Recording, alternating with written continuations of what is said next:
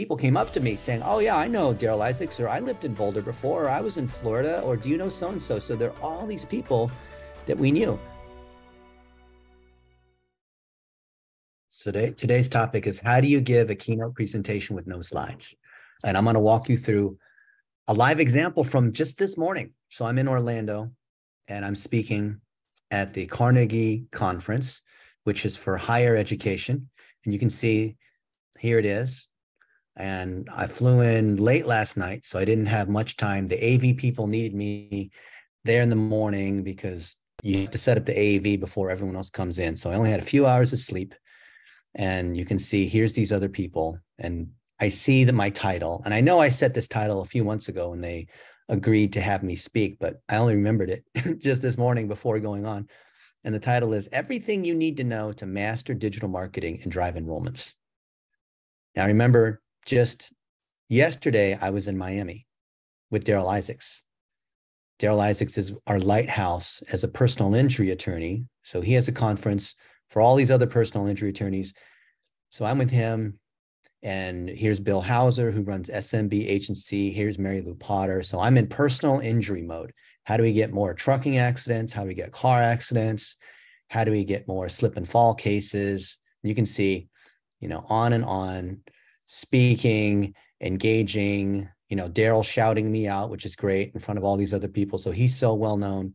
And you can see there's pictures and videos of me.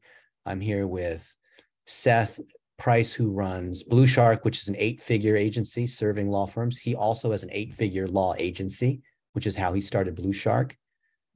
You can see yesterday or the day before yesterday, I was in Fort Lauderdale in a completely different arena. This is IV therapy with Sam Tejada.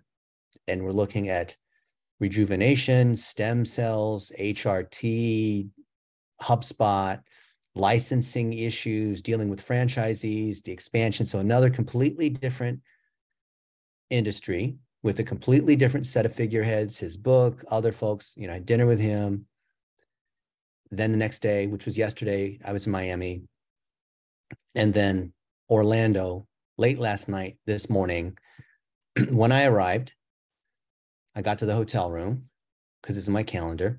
And it's so nice at the Disney Yacht Club, which is where this is right now. You come in and it says, welcome, you family. I'm like, well, it's just me, but I guess you family. It's all like families here at Disney World. And I'm thinking, all right, I have to get to the conference venue in time. I have to be able to get from my hotel room all the way across to wherever this place is. And Disney is huge. There's so many different rooms. It's like Vegas hotels where it takes you like 10 minutes to get from your room just to the lobby because there's all these rooms everywhere. And I'm thinking, all right, I've got to somehow make my way and get there in time. So I get there an hour and a half before, in time with the AV people. I take a couple photos. I walk around the perimeter of this main area, and you can see people are starting to come in and they mic you up. And if you haven't done large stage speaking, then this is when you might get the chills. This is when you might have that nervous thing in your stomach thinking, oh man, it's just an hour before I'm on stage. I'm feeling nervous. Are my slides good? They're sticking the thing down your shirt for the microphone, which can unnerve a lot of people, especially women. This is the speaker who's right before me, Lee, who I've met before. So I helped him out by taking some pictures and video and just giving him some clues, because it's always nice when you help out other speakers, they help you out. So he Dropboxed a bunch of video. So he recorded my session as well, which is awesome. When I was done speaking, other people want to come up and take pictures and ask questions. This is where you get leads if you're an agency. It's that 30 minutes afterwards. It's like you are eating the Pac-Man pellet and all the ghosts turn purple. Whoop, whoop, whoop, whoop, whoop, whoop. And that's the moment. That's when you need to be there. You need to be present. That is not when you go to the bathroom. That is not when you run out and go to the hotel, or you go take a bunch of phone calls, or you open your laptop. That is when you were available. You stand off to the side. People come up to you. That is when you get deals. That is when people ask you to speak at their conference. When I was there, I think I have this. Oh, it hasn't uploaded to my phone. But someone that I had not met for basically 10 years, Cheryl Cattell, we worked together 26 years ago when she was at Travelocity and I was at Yahoo. And she was actually the one that referred me into this conference to speak there. That was an incredible opportunity. So I got to hang out with her and eat these world famous Disney pretzels in the shape of a Mickey Mouse. You ever had that? You go to Orlando and they serve these overpriced, desserts, but they're free. And I took pictures and videos of other speakers. So this is Jill, I can't say her last name, Scheinbaum, and she does AI video stuff. And I'm friends with Shep Hyken, who's the one who is a client of her company that does this AI video rendering, what she calls synthetic media. You can see, I sent this to Shep and I said, look who I ran into just for fun. And Shep said, yep, I want to be there. So you can see going to these conferences is not for the speaking. A lot of people don't understand that. It's the networking with the other conference organizers and the other speakers. And the way you get more speaking is by being super connected. And what did I do at the lunch break? I took pictures with Jill and with Lee. I know who the other speakers are. I can see here in the agenda who the other speakers are. And I'm taking notes, taking attention, and I'm honoring these other attendees. Now, the other folks who are here, they're also live blogging, they're tweeting, they're mentioning me, they're using the conference hashtag. And what I like to do, instead of taking a selfie on stage, which is what you'll see other people do, is I will make a 1-minute video and demonstrate that. I post that on Twitter. You can see here, and this is for higher education. They're trying to drive enrollments. These are admissions counselors, marketing departments, alumni. They're trying to get more people to come to the university to attend to students at postgrad. So it doesn't have to be, 18-year-olds that are looking to go to college. These are single moms. These are people that want to get a postgraduate degree. And I'm talking about the dormitories, because I said, all right, everybody, name a topic. And someone said dormitories. I'm like, okay, cool. And I said, when I was at SMU 27 years ago, the dormitories were really crappy. And now modern student housing, now the levels of people expect is entertainment level, 4-5-star luxury. And so I made this video. I ran it through Descript to demonstrate how this thing works as a live demonstration. And people like that. Then I demonstrated $1 a day to be able to boost that. And I think I'm at over 200 campaigns, so I have to pause some of them. So my boost didn't actually go through, but that's okay. You can see a couple hundred people saw this. I can show these stats live. So I'm doing all of this live. I'm demonstrating this stuff on Facebook live. You can look at my stories and how I'm posting things.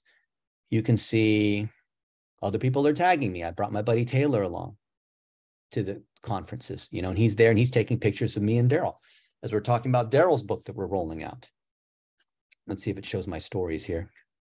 See, I'm posting. I love posting other people on my Facebook cover photo because it gets a lot of engagement. Just a great way to honor other people. If you don't rotate your Facebook cover photo, you're missing out. Like, look at the last few cover photos I have. They get a ton of engagement, and often it brings in other industry experts. So being a speaker is not even what you say on stage. It's all the other stuff you do in preparation. It's networking with the other speakers. It's being friendly with the AV crew, because often you see the same AV every time. And if the AV people don't like you, you're not going to get the video from them. It's just nice, just to be nice to everybody here. But you'll see in Las Vegas a few days ago with one of the top Google Ads agencies, or in San Diego at another conference. A week before that, Matthew Janusek at the Cosmopolitan celebrating New Year. You can see January 1st. So I'm constantly honoring other people as my cover photo. You can see my stories, same thing. I'm just honoring these different moments. I'm often reposting, as you can see. And this is 30 minutes ago. As I was walking back here to be able to spend time with you guys, I had to walk through this Disney Convention Center on the way. It's a long walk. These buildings are so big. So you can see I'm honoring these people. Now, the speaker who was up before me is Lee, and you'll see that, all right, this is Cheryl Cattell. She needs to change her name to Almaya. People won't know who that is. She needs to have her actual name instead of this for Certified Life Coach. But you'll see, yeah, this is another person who, this is a legitimate blue check, not an $8 Twitter blue, but she's engaging. You always want to check what other people are doing here. If you just check on these notifications, you'll see other people that are engaging on your content. And you want to be able to catch these right away. Usually during like the coffee breaks, or maybe you have someone else who's assisting you. And here I'm saying, happy to help. People are saying fantastic presentation. Other folks have said this was the best presentation they've seen. And of course, they're going to say that to you. If you suck, they're never going to tell you that you suck.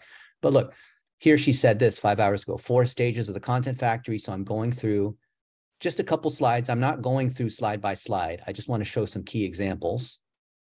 And here, Carnegie Conference. So if I look at the hashtag, you always want to look at their hashtag. So this is Jill who was speaking. I always like to click like on their stuff. They're doing so. You can see I've already clicked like on all these because I'm monitoring the hashtag. Here's another speaker, Mike Kim.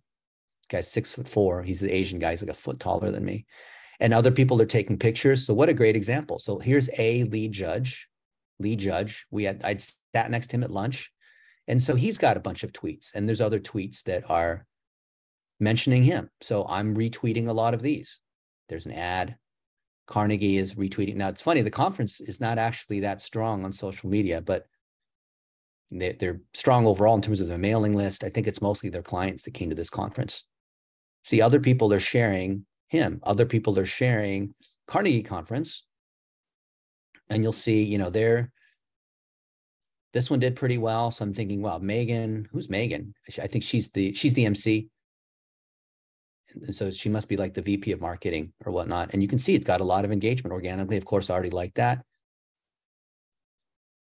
So when you're monitoring this the day before on the hashtags, and when you look at these other speakers, by the time you're there, it reduces any kind of pressure or nervousness you have because you already feel like these are friends. The things that create pressure or nervousness or that fear of public speaking is when you don't know what's going to happen. But if you know the agenda, if you know where the hotel is, if you know who these other speakers are, if you know the room layout, if you feel like the AV crew is your friend, if the person who's introducing you knows your bio, so they don't botch it. And because the last thing you want is someone who's introducing you and you can tell they're just reading from the sheet. And next up we have Dennis Yu, and it looks like Dennis Yu was you don't want that. That's just bad. You want them to say it as if they're a friend of yours, even if you hadn't met before. So you can see here that from the conference, look, other people are posting the Mickey Mouse pretzel. That's pretty awesome. So I'm already engaging with these people on the airplane before I even get there. Now let's talk about the actual presentation itself. I'm standing off to the side and they're introducing me and they say, and next up we have Dennis Yu, and Dennis Yu is blah, blah, blah, blah, blah. Everybody, welcome Dennis, and they're clapping. I'm walking up onto the stage. And this is the mistake that almost everybody makes. What do they do when they're onto the stage? The first thing they do is they say, thank you, Megan, for inviting me up here. Thank you, Carnegie Conference. You guys are awesome.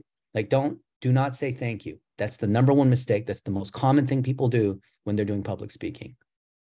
The number 2 most common mistake as your introduction is to say, well, I know I'm the last one here that's between you and lunch, so I'll try to make this fast. Or I've never spoken at this conference before. Thank you so much for having me. Or you never want to do anything that diminishes yourself or says thank you, or says something like, is my mic working? Can you guys hear me okay? Never do anything like that. The most important part of your presentation is the very first sentence out of your mouth. So I recommend when you get up on the stage, just like this girl, Jill, who's a professional speaker and communicator, before you get on stage, when you're on stage, before you say the first word, look across the audience and pause. And you can literally pause for 5 to 10 seconds. Maybe people are still talking. If they have background, if they play a walk-up song, usually they're not going to be talking during that, but sometimes it's a smaller conference and they don't have a proper AV. But you want to make sure that there's silence before you start, and you want people to see that you're acknowledging them and you've paused for a few seconds, because it's like you're a lion and you're surveying the land that you own. Because in that moment of that silence, people are wondering, there's anticipation. What is EJ going to say? We need to be quiet.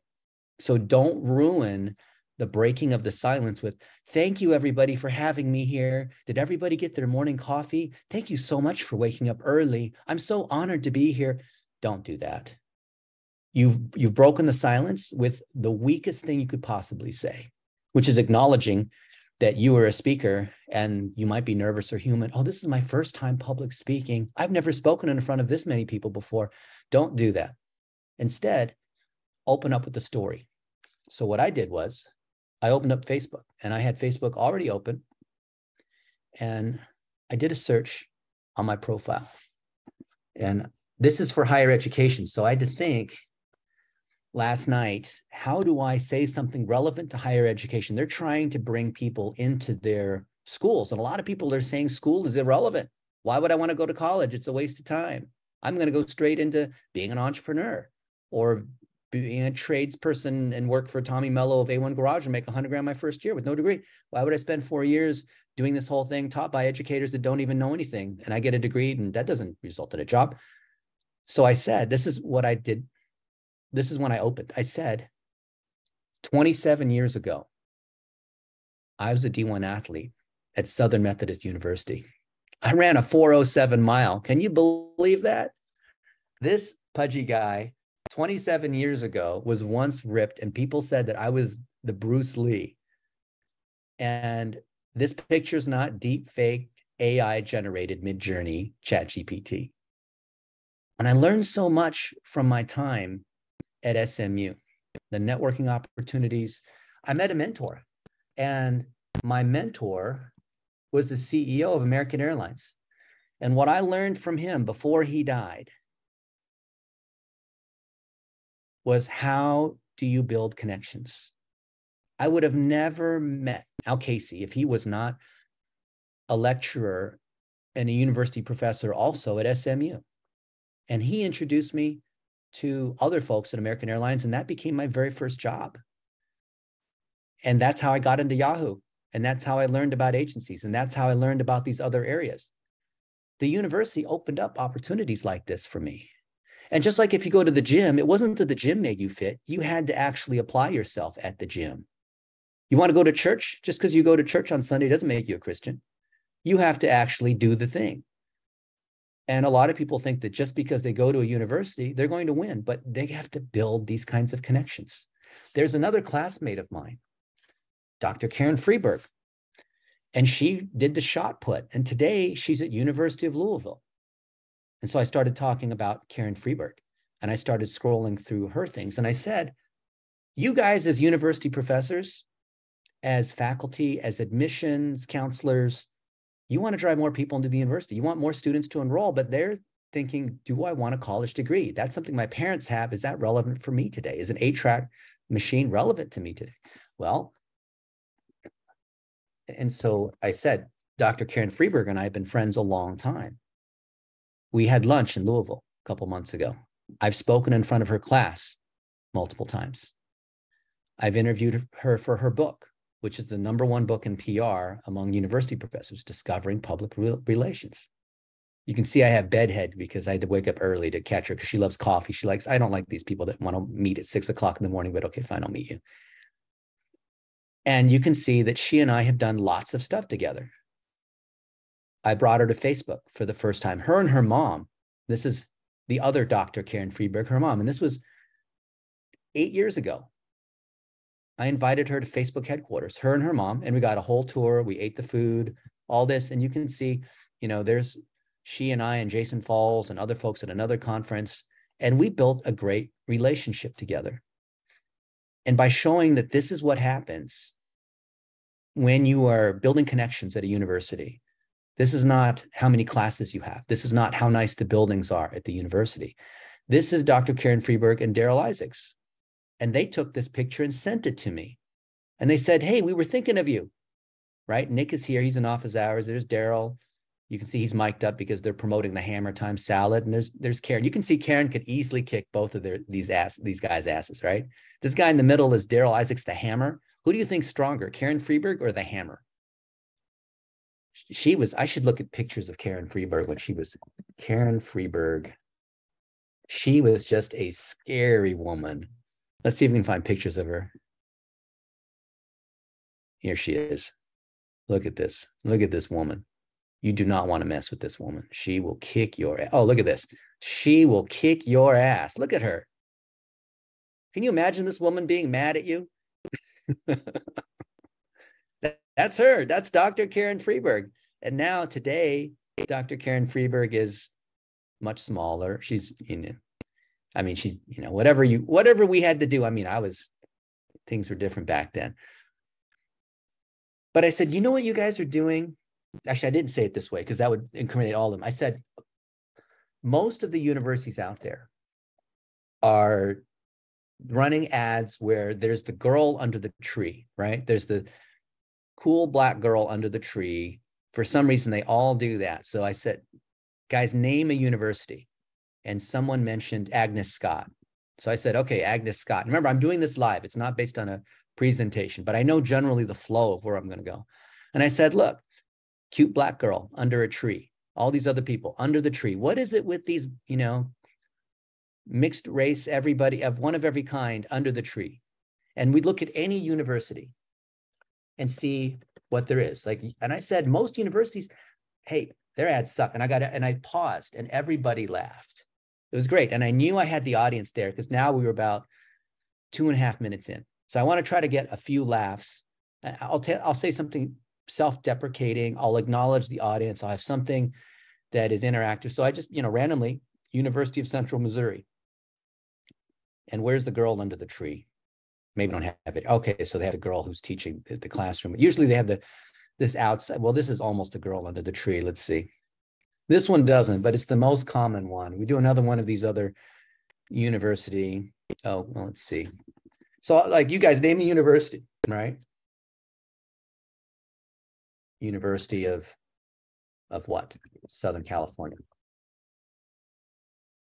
Well, they're under the palm tree, but another kind of trees. For some reason, they love having green in here, right?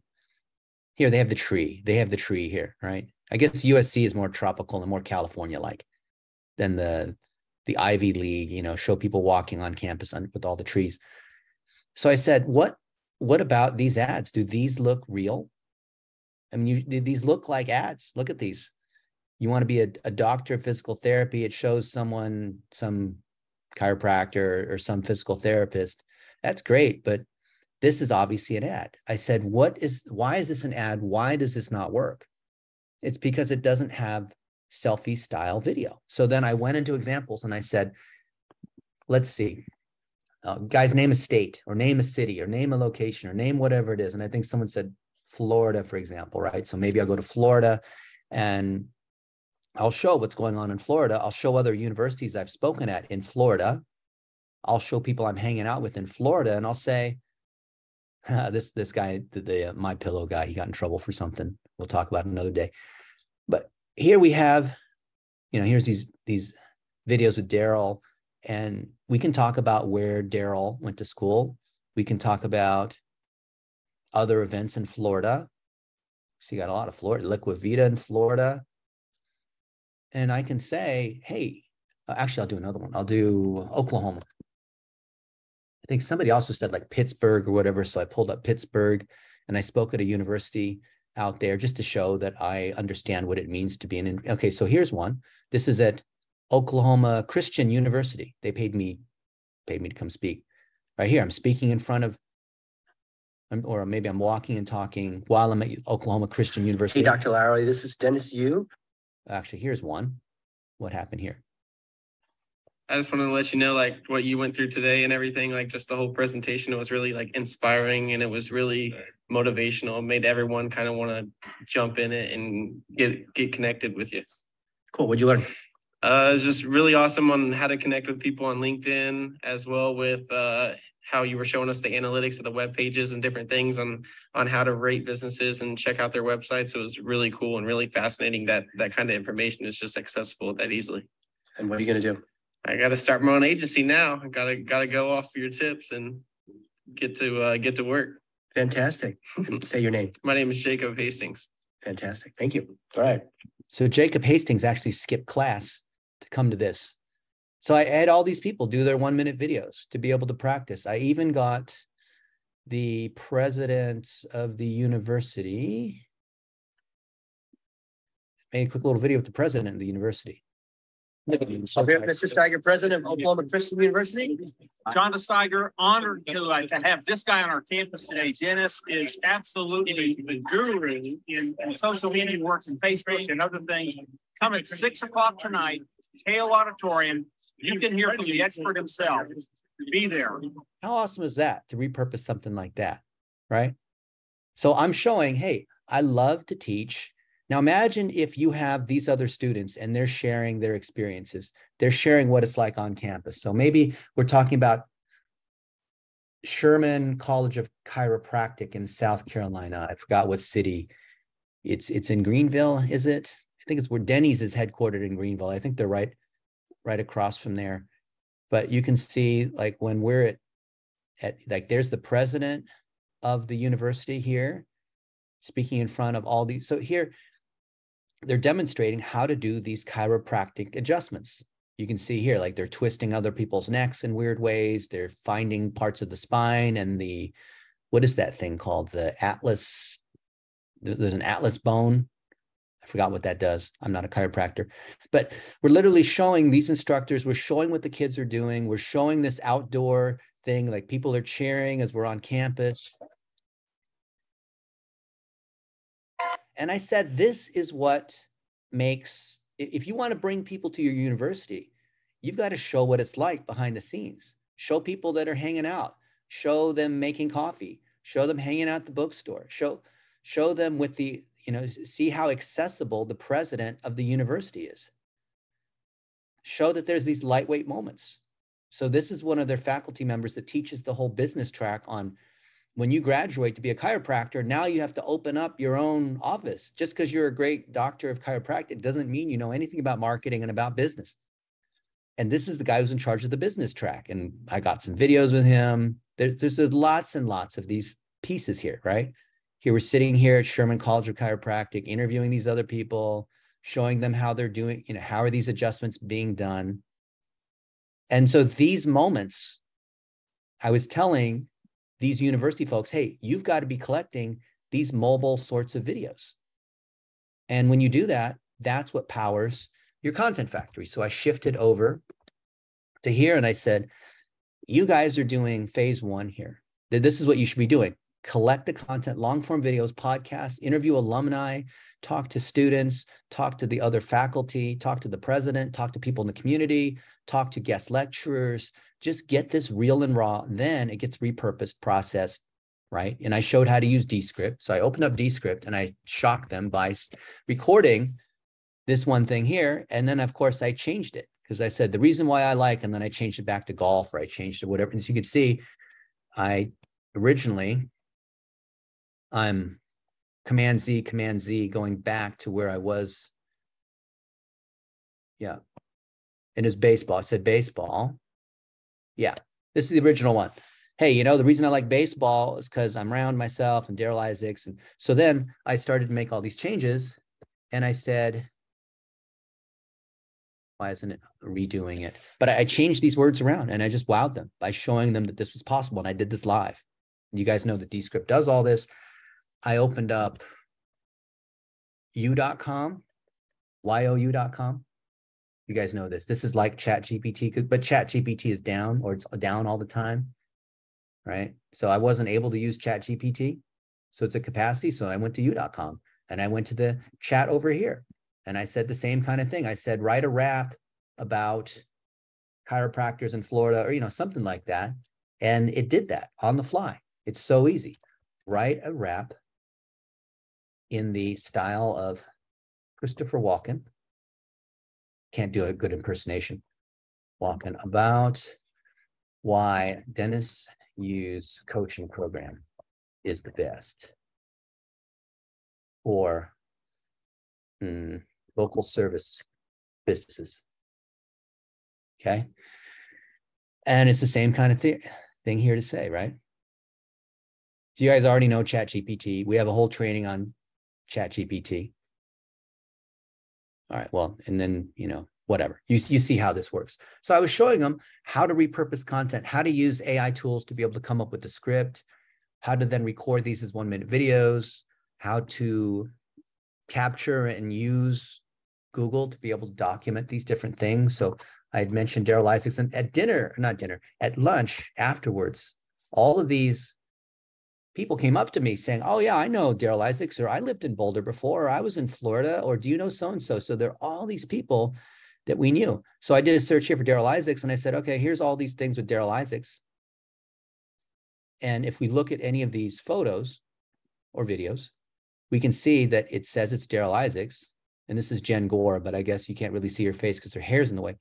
And you can see this is captured on an iPhone 13 Pro Max, and it was here in Miami Beach at the Lowe's Hotel.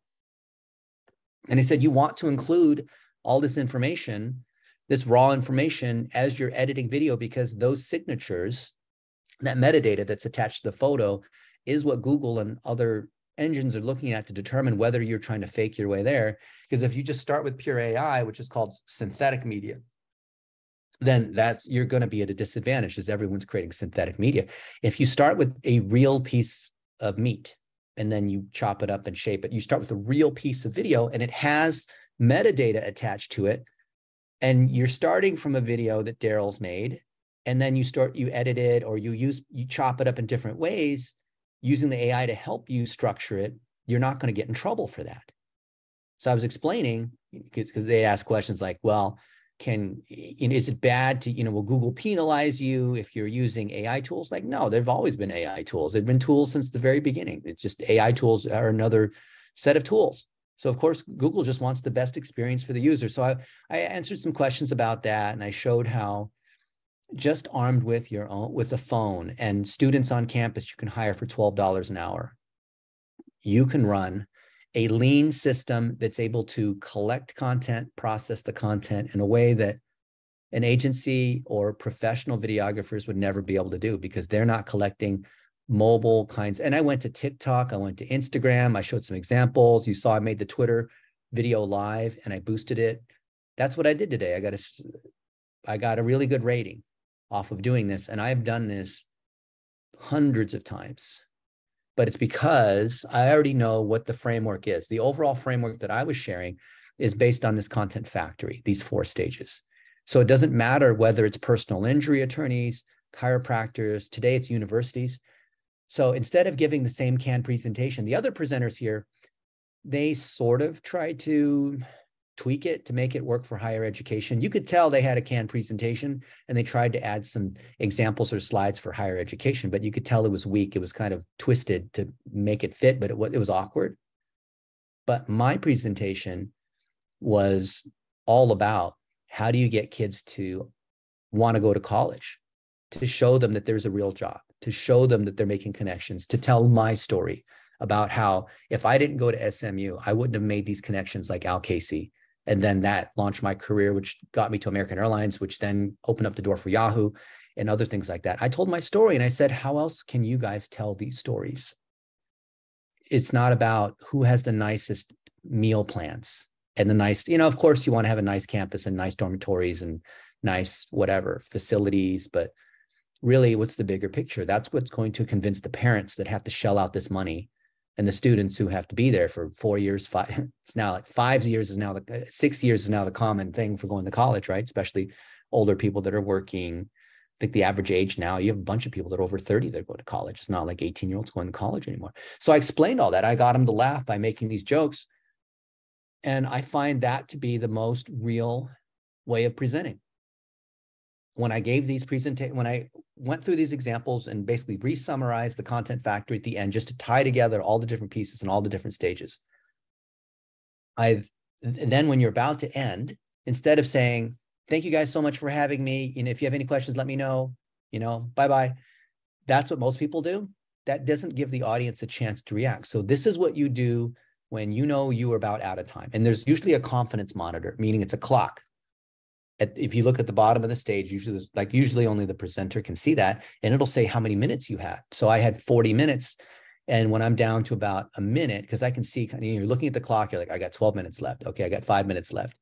When you're down to a minute left, that's when you want to start to increase the volume and start talking louder. So this is what happens if you go to church on Sunday, especially like a Baptist church. They do the same thing. They increase the emotional energy level, and then they go down and they whisper and they tell these quiet stories, and then they start building back up so they crescendo up and down higher, and like this diagonal wavy line that goes higher and higher.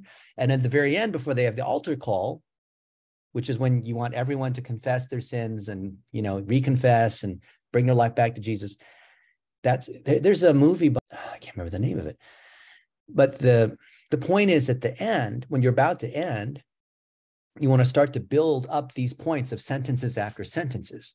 So if you do things like, and I believe all of you guys can dominate in social by following these tips. I think we should all be hiring our videographers. I think that we can employ students here. I think that if we use these AI tools, then we can be, so you Martin Luther King your way there. So if you stack together 4 or 5 of these Martin Luther King kind of statements at high volume, then you say, and thank you very much, right? You guys are amazing, and then that, leap of faith. That's when you get people to stand up. That's how you get a standing ovation, is you have to build that volume up. If you just end it by saying, okay, thank you very much. Happy to take any questions now. You've just blown the opportunity, just like if you've blown your intro. And it's a lot of things to be thinking about while you're focusing on the guts of the presentation. Most people with public speaking, they're so afraid of just trying to remember the words and not looking like a fool and running out of time, or where to walk around on stage, or they're worried about their voice or hair, that they don't think about those kinds of things. The other speaker after me, who actually is a professional speaker, she spoke in only one tone. So she was this high-pitched tone all the time, talking like that. She had one tone. It was monotone. And monotone is not just people who they go on in the same tone of voice, and you can see that they sound like a robot. They might as well be done by Descript and Synthesia. Other people, they're Valley Girl, and everything sounds like they're a question. And so when they read their slides, it just drives me mad, because these people where they're not actually asking a question, but it sounds like it's a question. Like, don't ever get caught. You've got to be able to modulate. Sometimes you need pauses. Sometimes you got to let people laugh. Sometimes you have to get loud. Sometimes you have to talk a lot fast. You have to say the 4 stages of the content factor. You have to produce the content, run it through Descript, blah, blah, blah, blah. You have to be like a Mexican, blah, blah, blah, blah, blah, blah, blah, blah. And that's how you keep people's attention. But at the end is where you have to build the crescendo. And that's when you have to be the loudest, probably not yelling, but you have to go all the way up to the front of the stage, your toes dipping over the edge, basically, like you're about to fall over. And if it's a small stage, or if there's no stage at all, then walk around, walk as far across as you can, so you can connect with the whole audience, because you're a lion on the prowl, owning the whole stage. And that's what makes you memorable. That's what gives you presence. That's why that's different than a Zoom call. Right now we're in a Zoom call, so there's no place for me to prowl. I can be like Howard, and I can sort of duck out of the way, but you can't. I can't really. I mean, that looks weird. I'm like a pendulum. That doesn't make any sense. Like, why would you? That's like people on their treadputer. You can see their head going like this. They're losing weight. I guess that's cool, but it's weird. I don't want to see. While I'm trying to talk to someone, you can see they're walking. But I wanted to give you guys the real view on how to successfully, I got to say these words, how to successfully present live. I don't know of really anyone who does this. I have seen thousands of presentations over 30 years. I've gone to so many conferences. It's ridiculous. And everyone there is doing PowerPoint, slide after slide. It's the clicker. They read what's on the slide and say something about it. Then they click, and you have to wait 3 or 4 seconds. Then there's the next slide. And then we all look at the slide together. And then they have to quickly remember what they're going to say about that one slide, which is awkward. And then they click and they go to the next slide. What a horrible way to present, because you can't demonstrate skill. It's not dynamic. You can't adjust to questions. You have to make a new presentation every time. If you're in digital marketing, then by definition, you need to be dynamic. You need to demonstrate. You need to log into Google Analytics, log into Descript, log into like whatever tool.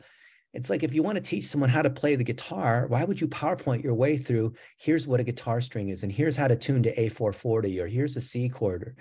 No, pull out a guitar and play the dang thing.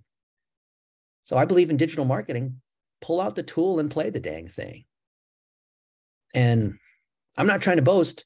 I've been consistently rated the top speaker at pretty much every conference I've spoken at. Whether it's digital marketing, social media, some industry thing like this one on higher education from today, my speaker fee is $7,500 plus travel. And some people say I should charge 20 grand. I have friends, they charge 50 grand and they make millions of dollars per year just speaking as a solo speaker. All they do is they publish books, which then allows them to speak, right? And once your book is 2 or 3 years old, you have to have another book. Otherwise, you're not relevant anymore. So if I wanted to be a pro speaker and charge 50K, I'd have to focus on the publishing. I'd have to focus on taking only certain conferences. I have to be less available. I have to be hobnobbing with other important people and being on the news and doing that kind of stuff. But even at the level that I'm at, charging $7,500 to speak for 40 minutes, they're covering my stay here in Disney World, which is expensive. I get to go to Epcot Center tonight in an hour. And I have not been here for 30 years. You know, like Epcot Center, they have all the different countries and pavilions and Italy and Japan and whatever. Like we're going to go to Italy for dinner, apparently. I think that all of us are capable of being basically pro speakers. If you can use these techniques that I've showed you, this is what we do every time in office hours. I'm literally demoing these same techniques.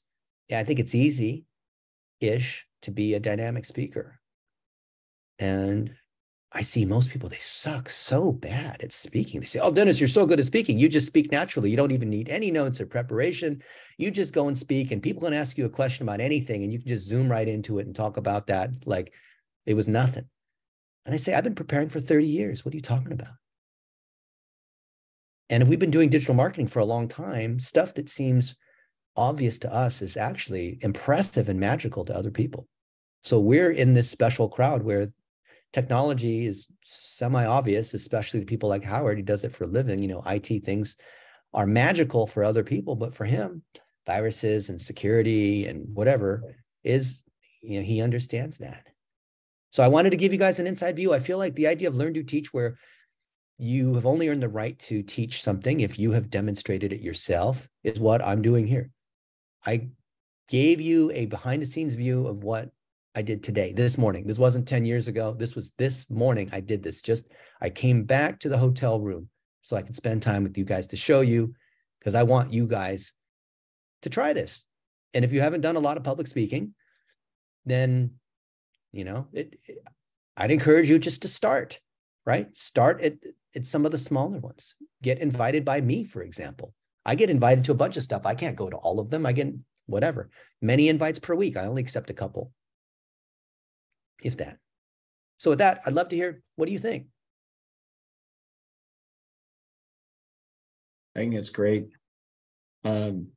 Awesome tips, especially with the stacking at the end. Martin Luther King your way to the end, all of that.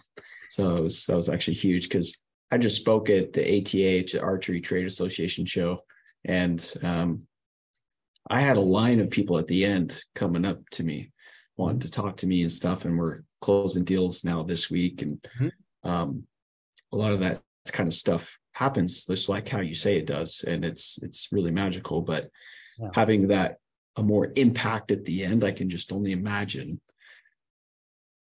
You know, is your book ready, EJ? No, I've outlined it. Okay, I've outlined it. Do is get your book ready, and then the book will be the massive lead gen for your Blaze agency. Yeah. Because then when you speak, they'll mention in your bio. In your bio, you have to say, and EJ Saunders is the author of blah, blah, blah book, right? You have to have them mention it.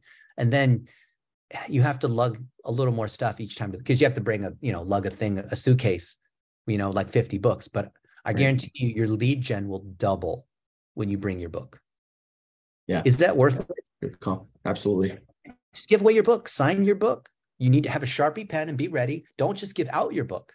Sign your book. If you're speaking, say, hey, I would love to also donate 50 copies of my book or whatever it might be, or make it part of your speaking fee if you're a paid speaker. If you can progress from free speaker to paid speaker, you can make them buy the books. And then you want to be the last speaker before lunch or the last speaker of the day. You know why? It's because if there's another speaker up 5 minutes after you, then you don't get a chance for people to come up and say hi. I mean, you can be in the back of the room, or if it's, so today's speech for me was a keynote speech. So it was the big room. But oftentimes you're a speaker in a track. And so there's just track after track. And, maybe there's only 30, 100 people in the room or something like that. But if you're the big speaker, you want to be able to set up a table in the back or outside the main entrance and have, one of your people there staffing the table. Because look, when you're done speaking, that's when all these other people come up to you at the end, right? But if someone who could be a potential client and they run a big outdoor sporting goods, whatever company, and they see there's already 10 people trying to talk to you, what are they going to do, AJ? What's going to attract them? They're going to want to see what's going on. Yeah, but if there's 10 people, they're not going to want to wait in line. They're going to go off to the next thing or go get a coffee or go to the bathroom or something like that. So if you're speaking at a conference that is where it's a bigger conference, then you want to bring a couple people with you, even if that does cost money. And it's just for that 30 minutes after you're done speaking. I brought a lot of people to conferences. I can tell you, like, this is clockwork. I can promise you this is what happens.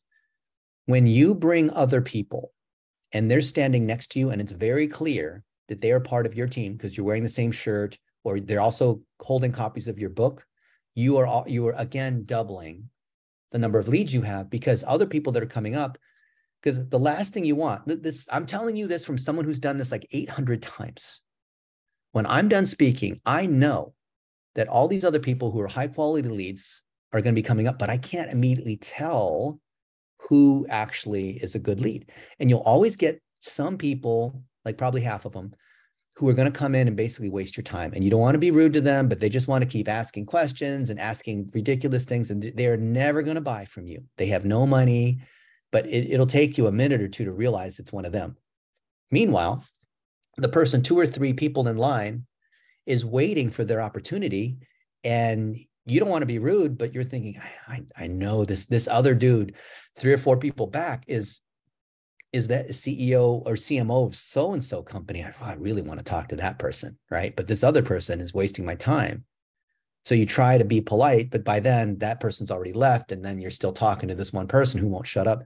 So that's why you need 2 or 3 other teammates so they can help you field the loads. And then if one of these time wasters comes to you, you say, here's my favorite technique. You say, let's take a selfie, right? So you pull out your phone, you take a selfie and you say, and after you take the selfie, the natural instinct is the conversation's over, right?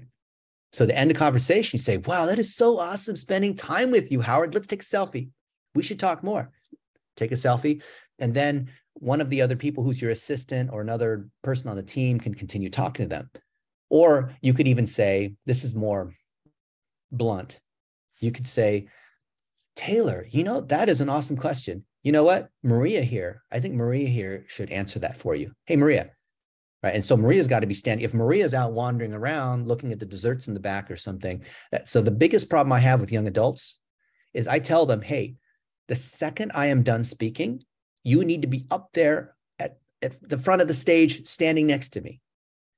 And because then they're off wandering around because, these conferences often have nice food and things like that. And so I'm done speaking. I'll bring 3 or 4 people on the team. I'm like, where are my young adults? They've all disappeared.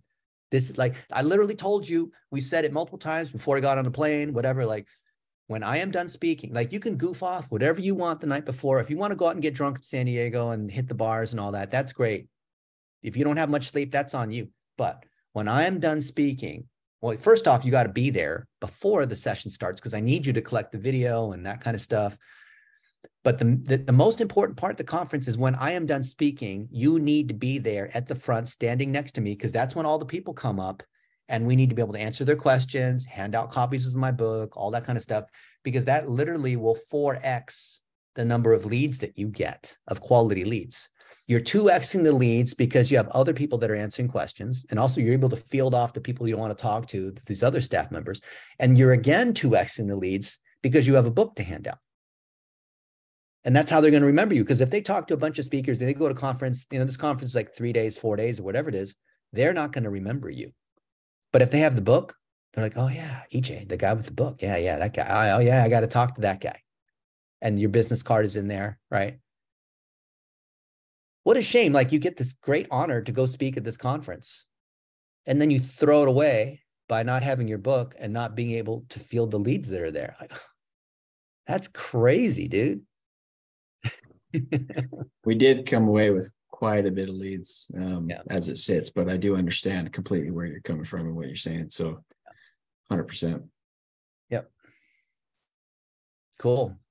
Well, Taylor, Howard, you want to say something? One of the things that you had brought up on a previous training, and you just reiterated it here, is the B-roll and the behind the scenes stuff that's so important, right? And while I haven't spoken at very many events, but the couple that I've spoken at, I've gotten the video from the professionals, and then I've had somebody who's taken video before, during prep when we were getting ready, but also during the event when my videographer was videoing somebody else taking the video of me, and that extra B-roll is fantastic because it can be peppered in so many different places. And I only know about that because of the conversation that you and I had a year ago on Office Hours about the same exact thing. Not this thing, but about that topic. So thank you. The tidbits are always amazing, and you never know exactly which ones are going to be useful. So thank you. Well, thank you. Yeah, the video of capturing video of someone taking video is the hack. It's fantastic because it shows behind the scenes. It doesn't feel like it's part of an advertisement. It creates more authority. It can be used. It's like salt. It's like high quality salt, but you don't want to overuse it. Yeah, awesome. JP, you look like you were going to say something. You just got your kid there. Very cool. Hey, Dennis. Yeah. Background. Let me know. That's a weird background you have. Your voice is coming in a little quiet, but that's okay. Is that the Matrix? The books in the Matrix or something? No, I found some really cool wallpapers, so that way, like, you can't see my sofa behind me, that kind of thing. Oh, okay. I think this is the standard wallpaper that I use when I do all my Zoom calls with my clients and stuff like that. So that way they're not distracted by my background. Okay. Well, you have a floating head thing. I think that's the weirder thing. If you fix your lighting a little bit, or maybe if you upgrade whatever video camera you have, it'll be better. I think it's not your background. I think your lighting is causing your hair and your back to kind of float around in a weird way. Okay. So wearing dark shirts also will cause you to look like a floating head. Anyway. Got you. Thank you. Baby's cool though, but there's nothing wrong. Like having a baby, that's a plus. People like that. Ever since COVID, fantastic. Yeah. You know, I took both of my kids to the dentist this morning, and the staff was commenting that everybody was really impressed. And I said, well, these are quarantine babies, right? We're really close because we work from home, we're agency owners, and we're able to take care of them and, handle clients at any house. So part of the allure of what I do is, like, the kids are always in the background talking to some degree or another. So people always comment on that. Anyhow, more on task here. I wanted to thank you for the talk today. It was really good. It inspires me to get back on stage. I used to do platform speaking like 10 plus years ago, and I actually used to be a corporate trainer. I used to do training for professional speaking trainers. And I would take people that were either novice or intermediary and bring them up to, expert level by using a very specific training, because we were involved in direct marketing and digital marketing. And we were one of the first companies in Southern California to offer high-speed ISP. And this was in the early .com days of the internet. And so I was responsible for bringing these people, to high level proficiency, because we would effectively send them out to the marketplace. And I stopped doing that like 10 plus years ago, because once I got all of my Google certs and my Yahoo certs and my Microsoft certs, I stopped doing it. I just went behind the computer and I forgot all about platform speaking. I forgot all about public speaking. I just said, well, to hell with it. I can sit behind my computer and hide behind a screen all day long. And so you're inspiring me to get back on stage and to grab the mic and tear the house down. So thank you for the inspiration and the tips and tricks of the trade. I appreciate you, Dennis. And JP, I get the sense that you're very close to being able to tell your story, and the timing's very good for you. Yeah, I'm working on my book, and I'm redesigning a couple of websites. And in fact, I'm looking at a couple of vanity URLs just for the book, for landing pages and lead magnets and that sort of thing. Good. And when you have your book in manuscript form, send it over. I'll take a look at it, give you some feedback. Thank you, sir. I appreciate that offer. I definitely take you up on that. Yeah, I have looked at a lot of books, so I can love to give feedback there. Awesome. Okay, Thank you. cool. Yeah. Taylor, you wanted to say something? Yeah, sure. First, this is a whole new setup. So does this mic sound okay? You sound great. Okay. Yeah, it is but the big thing, I'm generally the guy on the inside sitting down at the conferences, but I just spent 2 days. And there was one fella, Mike Gould. I don't know if he's a speaking on business, but he killed it for an hour and a half. I mean, ran out. They had a PPA. They had a section after the speaker finished they could go to, and probably had 50 chairs there. And this room probably had 400 seats. That was 20% full, maybe 30%. And had the books, had everything. He was the only one. Everybody else had it, but it just didn't connect. Like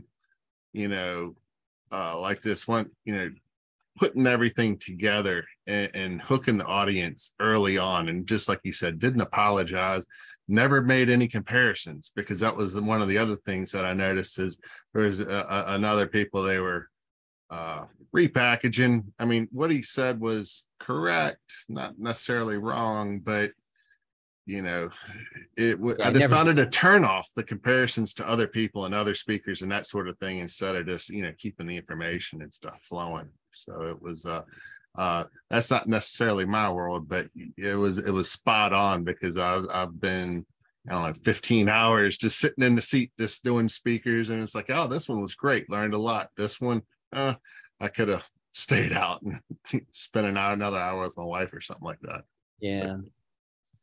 Yeah, never compare. And for the same reason, don't quote other people. That's a common sin. People are here to hear you. They're not here to hear you quote what so-and-so said. Mm-hmm. Yeah. Alicia, you have your hand raised. A little off topic, but I don't want to forget to ask you. Did you see the new emails from Facebook to be a certified agency? It looks like they're trying to do Google style, but they're giving out trophies and literally a trophy, and whatever your certification is for agencies. And I'm like, okay, but if you're already a partner, why do you need to do this? But then I don't know, will they ultimately promote maybe those agencies if they do the certification? But the difference here is that it looks like every certification is a paid certification. Like they want you to pay for the test, and the test has to be proctored. Mm-hmm. I've seen this for the last 20 years. Did you see that?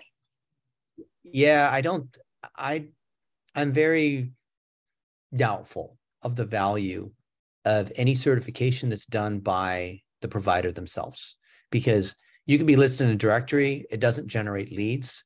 If you get a trophy and you use that to be able to promote yourself, maybe it's like the Russell Brunson 2 Comma Club thing, which is really that just cracked me up. Trophy. Yeah. It's a promotion. It's getting people to promote your brand. So Russell Brunson with the 2 Comma Club award is a fantastic marketing vehicle for ClickFunnels, not for you.